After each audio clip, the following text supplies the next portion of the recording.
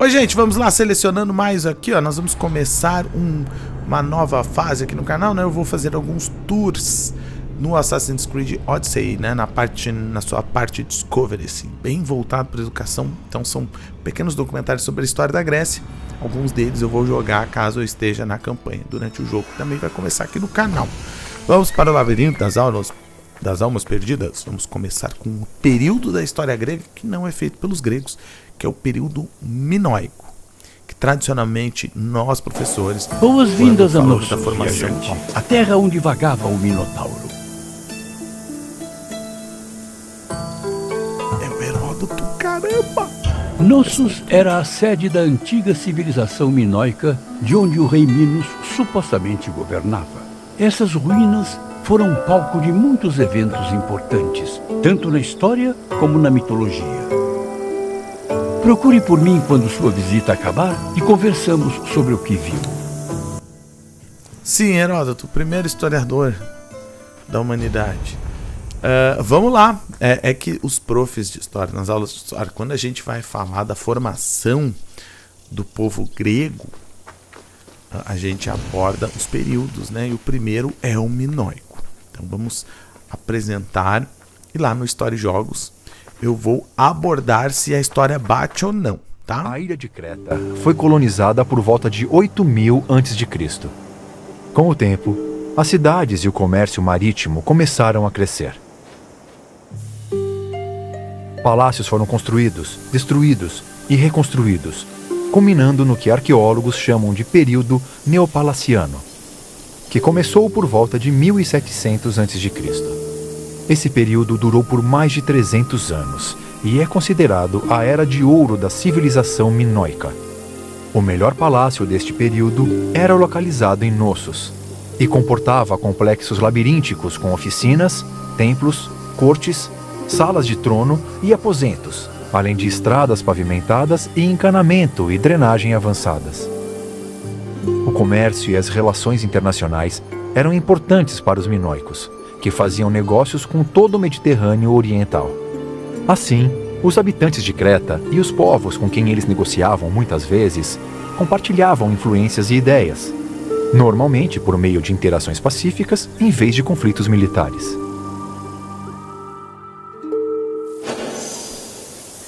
Aê, civilização minoica! Excelente, vamos saber mais aqui, ó.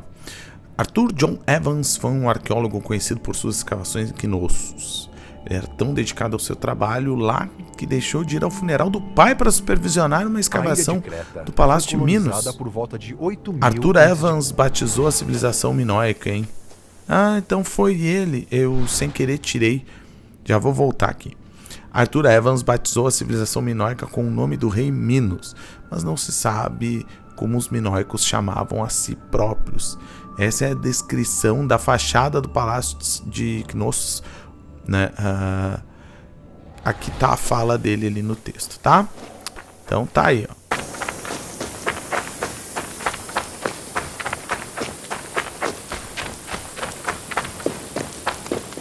O povoado Knossos pode ter sido inicialmente fundado ainda no 7º milênio a.C.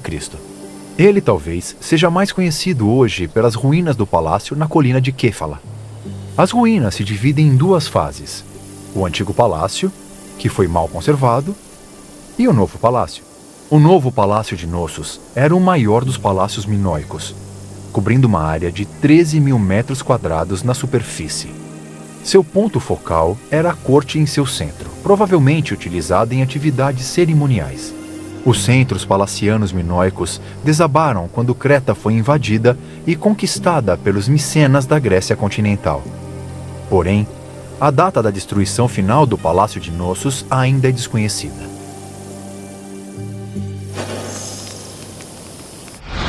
Então vamos lá conhecer o Palácio de Knossos. É o John Evans que dirigiu muitas reconstruções arquitetônicas com bons e maus resultados. O negativo foi que ele priorizou muito a civilização minoica na sua reconstrução. O positivo também é que ele preservou, né, muita coisa. Ele salvou muitas coisas do palácio que seriam perdidas posteriormente, tá bom? E algumas coisas da civilização micênica feita no palácio ele acabou apagando, porque ele priorizou muito a civilização minoica. Então tem o positivo e o lado negativo. Tá aí a foto, né, do que ele preservou na época. Eu vou lembrar vocês que no documentário nem tudo tá certo. Eles estão falando muito da civilização micênica que invadiu a minoica. Não eram os micênicos, durante a eram fase os do gregos, novo palácio, aqueus. o piso térreo era dedicado a atividades econômicas e abrigava grandes depósitos. Os aposentos residenciais, que notavelmente tinham banheiros, estavam localizados a sudeste da corte central, na base da grande escadaria. O palácio tinha uma decoração exuberante com paredes pintadas para retratar coisas como esportes com touros e mulheres opulentas. Grandes chifres da consagração de pedra, que eram importantes símbolos religiosos, estavam pendurados na corte oeste. Outras partes notáveis do palácio incluem a área teatral, que acredita-se ter sido usada como espaço de apresentações, o santuário tríplice, que era dedicado ao louvor de uma importante divindade minoica que historiadores chamam de deusa mãe, e o piano nobile, um grande espaço localizado no segundo andar do palácio. Perfeito, vamos dentro do Palácio de Minos, um afresco escavado em Knossos em 1914, As Damas em Azul. Olha aí, foi reproduzido para o Metropolitan Museu de Arte de Nova York, hein? Museu Metropolitano de Arte de Nova York. Beleza, olha só que bonito. Excelente, viram que foi acabado, né? Eles acharam e imaginaram o final do afresco, tá, gente? Por isso tem umas rochas ali em cima. Então tá, continuando aí o nosso período minoico, para vocês entenderem. Em suas viagens a Creta, o arqueólogo Arthur John Evans descobriu várias tabuletas antigas. Eles acabaram levando ele a definir as formas da escrita minoica conhecidas como linear A e linear B. Os minoicos usavam essas formas de escrita para registrar muitas coisas, inclusive transações comerciais. Por exemplo, uma tabuleta argila descoberta no Palácio de Knossos tinha inscrições em linear B. A tabuleta detalhava a transferência coentro, muito usada na indústria de perfumes, entre um homem chamado Kyprios e outra pessoa chamada Twainon. A decifragem de tabuletas como estas deu a historiadores uma ótima visão sobre muitos aspectos da cultura e da sociedade minoica. Então aqui, ó, a gente tem... eles enterravam, né, os mortos em um caixão de terracota chamado de Larnak, que tá aí, ó. Aqui nós temos um carimbo retratando cabras selvagens. E à esquerda o selo e à direita a impressão feita pelo carimbo, tá? Então lado esquerdo o selo, lado direito o carimbo, que tá num museu metropolitano de Nova York. Aí para vocês olharem bem. Tá legal? São produções minoicas. Tá, vamos lá, tinha clicado sem querer. Epa, vamos equipar uma rocha, uma tocha, uma rocha. Vamos ver o que eu tenho aqui para fazer. Conforme o mito, o Minotauro, que era parte homem e parte touro, nasceu após a rainha Pasífae dormir com um touro enviado por Poseidon para puni-la. Isso envergonhou o rei Minos, mas ele não conseguiu se convencer a matá-lo. Em vez disso, ele escondeu o monstro em um labirinto criado por Dédalo.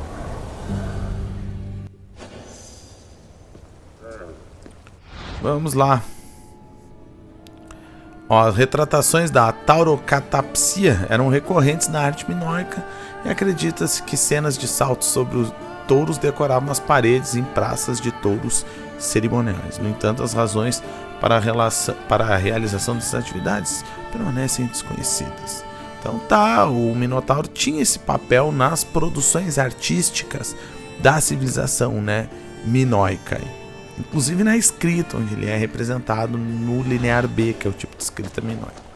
O mito do Minotauro não foi contado na integralidade aí pelo documentário, tá? É bem maior que isso, bem diferente. Ó, o Dédalo, Muito do que se sabe hoje sobre a história de Dédalo tem origem nas obras do poeta romano Ovídio. Embora versões mais antigas da história existam em fontes da Grécia Antiga, elas contêm excessivas variações e frequentemente se contradizem em detalhes específicos. O Dédalo é o inventor aí do mito do Minotauro, tá? Ele faz o labirinto. Era uma figura importante na mitologia grega. Um inventor engenhoso. Ele certa vez ficou com tanta inveja de seu sobrinho, igualmente inteligente, que o lançou do topo da Acrópole de Atenas. Como consequência, Dédalo foi banido de Atenas, mas isso não o impediu de conseguir outras ofertas de trabalho. Em Creta, ele foi contratado pela rainha Pasífae para construir uma roupa de vaca artificial que permitiria a ela seduzir um touro que a interessava por causa de uma maldição dos deuses. Dédalo concordou, e sua invenção ajudou a facilitar o nascimento do Minotauro. Depois, Minos recrutou Dédalo para construir o labirinto, provavelmente como penitência por seu papel na criação do Minotauro. Mas talvez a história mais conhecida sobre Dédalo seja a que trata do seu filho, Ícaro, que usou asas construídas pelo pai e voou perto demais do sol, até acabar caindo no mar.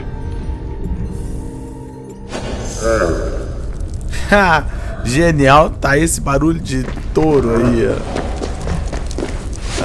muito boa. Algum tempo após o nascimento do Minotauro, o filho do rei Minos, Androgeu, foi morto em Atenas pelo mesmo touro que engravidara sua mãe. Enfurecido, Minos exigiu que Atenas enviasse 7 de seus homens mais nobres e 7 de suas mulheres mais virtuosas para Nossos todo o ano. Após serem transportados até Creta em um navio com velas negras, os homens e mulheres seriam lançados no labirinto para serem devorados pelo Minotauro.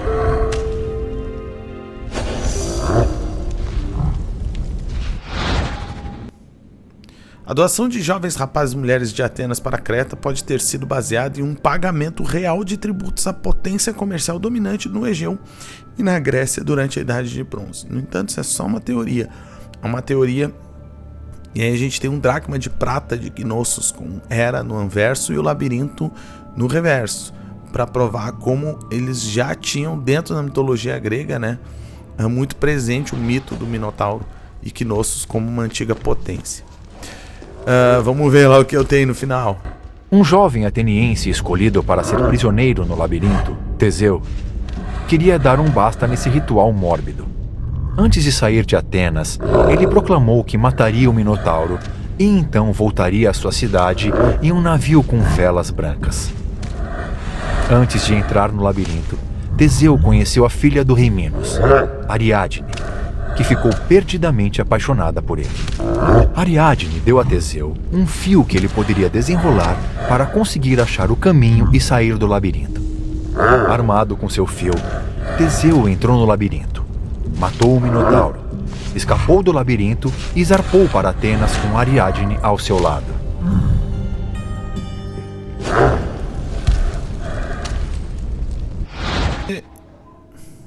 Depois de matar o Minotauro, Teseu partiu para Atenas com Ariadne. Nós fizemos uma parada em Naxos para uma longa comemoração. Com um banquete e a bebedeira se estenderam por muitas horas, né? Ariadne dormiu e esqueceu de voltar para o barco. E aí Teseu zarpou para Atenas sem ela. Mas tem outra versão, né, do Teseu ter deixado a Ariadne de forma intencional. E aí ele percebeu, foi por causa da Ariadne que ele errou as velas, manteve as velas pretas no navio, e aí o seu pai se confundiu, achou que Teseu estava morto e se matou. Eu conto o mito melhor em sala de aula, viu? Aí tá uma representação da morte do Minotauro feita, né, num vaso grego. Vamos então para o fim. Cara, tava meio bizonho aquele Minotauro, né? Tava muito bizonho. Ó. Dá um... Vejo que você achou um caminho pelo labirinto das ruínas. Os minoicos foram relevantes na moldagem dos mitos gregos, mas também introduziram influências de outros lugares e culturas. Agora, o que mais você quer fazer? Sei lá, Heródoto. Teste? Olha aí, ó. Vamos fazer um teste aí, gente. Quero ver se vocês vão saber ou se eu vou acertar. Teste de turno. Já posso responder ao teste. Você quer testar a si mesmo? Muito bem. Comecemos com uma pergunta simples. Em qual ilha Knossos está localizada? É claro que é Creta. Sim, Knossos se localizava na ilha de Creta. Hora de mais uma pergunta. Ah, que difícil. Qual herói matou o Minotauro? Pô, essa aí é difícil, né, gente? Quem será? Correto. Quem será? Teseu matou o Minotauro, depois escapou do labirinto graças a um fio de Ariadne. Agora para a última pergunta. O que Dédalo construiu para a rainha Pasífae? Se eu não conto na aula. Essa parte do mito eu Sim, pulei. Dédalo fez um disfarce de vaca para Pasífae seduzir o touro que ela amava por uma maldição. Parabéns, viajante. Você realmente Mas não é a estuda bem a única história. versão do mito, tá, gente? Não se preocupe, sei que bugou a mente de vocês, tá bom? Não é a única versão aí do mito do Minotauro.